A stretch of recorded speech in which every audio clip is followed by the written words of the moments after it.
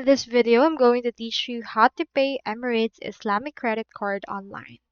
So for that case, I have right here this particular article that can help us to actually pay your credit card bills with Emirates Islamic. So on your mobile banking, you can just log into the application, go to transfer, and click on the credit card payment.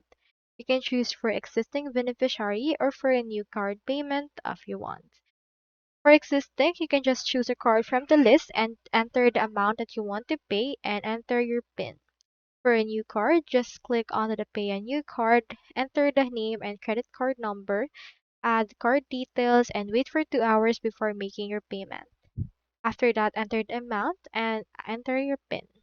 So with this, you can successfully just pay for your actual credit card right here. If you wish to use other bank credit cards or payments for other bank credit cards, you can do so as well on mobile banking by choosing the same option but changing the actual card from the list that we have for this one. You can also use this using the online banking on your desktop. So that's all there is today, and I hope this video helped you out.